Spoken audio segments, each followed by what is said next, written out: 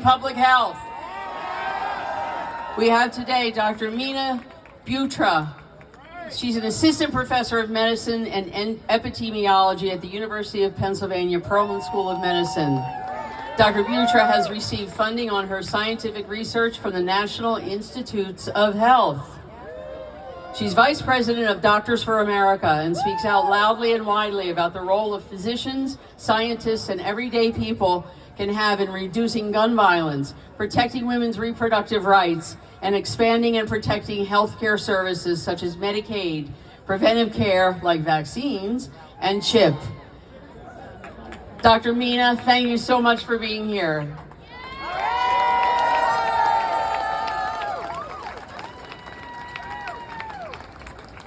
Thank you so very much. My name is Meena.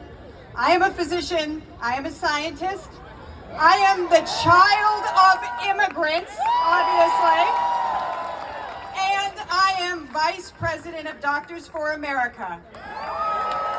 And nearly 25 years ago, I nearly died twice. The first was because I was diagnosed with a life-threatening illness and we simply did not have the science to treat me. And the second is because that happened before the Affordable Care Act. So while I was struggling to survive, my insurance was denying my health care because they said I had a pre-existing condition. And absolutely, and that put me in medical bankruptcy. Today I do research, I teach, and I take care of patients with my illness. And because of amazing science done in this country, NIH-funded science, and FDA clinical trials, my patients have 10 times the therapies I had when I got sick, and not a single one of them has to worry that their illness will mean their insurance can prevent them from getting health care. But all of that is at risk. And so I'm here to say, hands off science, hands off healthcare.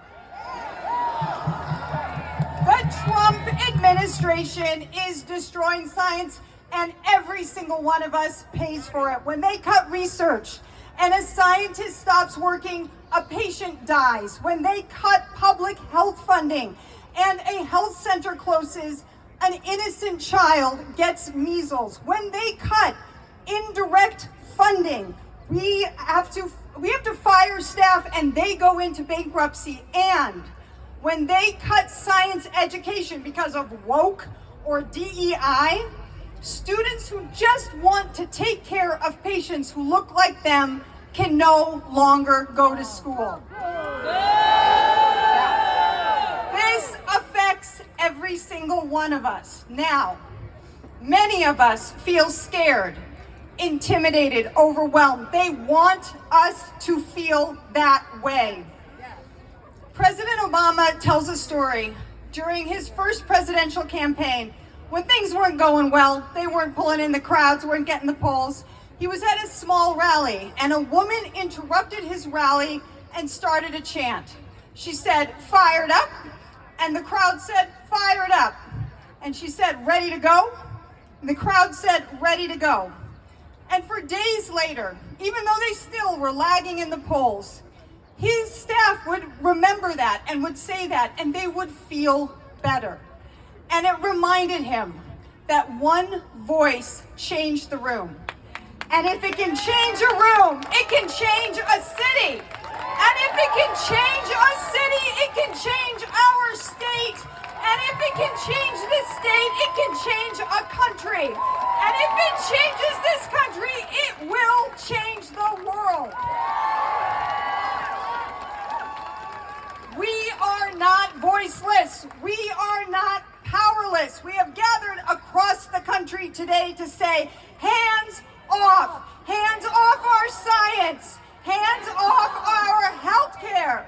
So I'm asking all of you, are you fired up? Yeah. I can't hear you. Are you fired up? Yeah. Are you ready to go? Yeah. Thank you so much. Stand up for for science, stand up for healthcare.